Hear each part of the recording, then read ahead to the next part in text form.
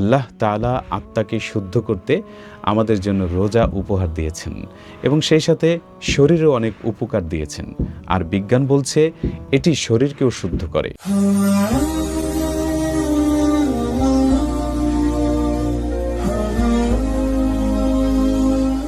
আসসালামু আলাইকুম ওয়া রাহমাতুল্লাহি ওয়া বারাকাতুহু। নাহমাদুহু ওয়া নুসাল্লি আলা রাসূলিহিল কারীম, আম্মা বা'দ। সম্মানিত দর্শক, বছরের সব মাস সমান নয়, যেমন সব মানুষ সমান নয়, সব ভূখণ্ড সমান নয়। আল্লাহ সুবহানাহু ওয়া তাআলা মাসগুলোর মধ্যে পবিত্র রমজানকে বেছে নিয়েছেন তার রহমত বর্ষণের জন্য। আমরা কি প্রস্তুত এই রহমত, বরকত, মাগফিরাতের মাস বরণ করতে? আজ আমরা জানব রমজানের প্রকৃত লক্ষ্য কী। মহান আল্লাহ সুবহানাহু ওয়া তাআলা পবিত্র কোরআনে ইরশাদ করেছেন, ইয়া আইয়ুহাল্লাযীনা আমানু কুতিবা আলাইকুমুস সিয়াম কামা কুতিবা আলাল্লাযীনা মিন ক্বাবলিকুম লাআল্লাকুম তাত্তাকুন।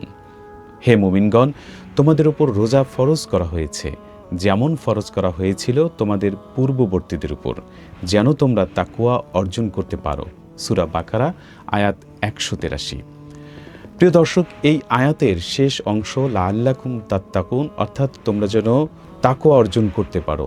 এখানে একটু লক্ষ্য করতে পারি আমরা যে এখানে বলা হয়েছে শুধুমাত্র রোজা মানে না খেয়ে থাকা নয়, বরং রোজার উদ্দেশ্য হলো নিজের ভেতর আল্লাহর ভয় বা তাকওয়া জাগ্রত করা। এই রোজা শুধুমাত্র ইবাদত নয়, আমাদের শারীরিক অনেক উপকার এই রোজার মধ্যে আল্লাহ রেখেছেন। বিজ্ঞানের দৃষ্টিতে মানুষ যখন দীর্ঘ সময় না খেয়ে থাকে তখন শরীরের ভেতর এক প্রকার রিসাইক্লিং প্রক্রিয়া শুরু হয়।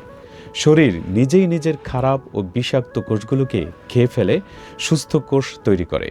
প্রিয় দর্শক, তাকওয়া কি? হযরত ওমর রাদিয়াল্লাহু তাআলা আনহু একবার উবাই ইবনে কাব রাদিয়াল্লাহু তাআলা আনহুকে জিজ্ঞেস করেছিলেন, তাকওয়া কি? তিনি উত্তরে বললেন, হে আমিরুল মুমিনিন, আপনি কি কখনো কাঁটাযুক্ত সরু রাস্তা দিয়ে হেঁটেছেন? ওমর রাদিয়াল্লাহু তাআলা আনহু বললেন, হ্যাঁ। তিনি বললেন, তখন আপনি কি করেছিলেন? ওমর রাদিয়াল্লাহু তাআলা আনহু বললেন, আমি খুব সাবধানে কাপড় গুটিয়ে চলেছি যেন কাঁটা না লাগে। উবাই ইবনে কাব রাদিয়াল্লাহু তাআলা আনহু বললেন, এটাই হলো তাকওয়া। গুনাহের কাঁটাযুক্ত এই পৃথিবীতে নিজের আমলকে বাঁচিয়ে চলার নামই হলো তাকওয়া। সম্মানিত ভাই ও বোনেরা, তাই আসুন এবারের রমজান হোক আমাদের গুনাহ থেকে বেঁচে থাকার প্রশিক্ষণের মাস। শুধু পেট নয়, আমাদের চোখ, কান এবং জবানকেও রোজা রাখাতে হবে।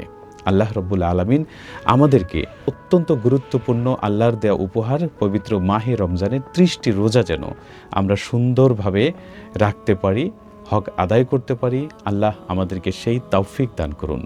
আমিন। আসসালামু আলাইকুম ওয়া রাহমাতুল্লাহি ওয়া বারাকাতুহু।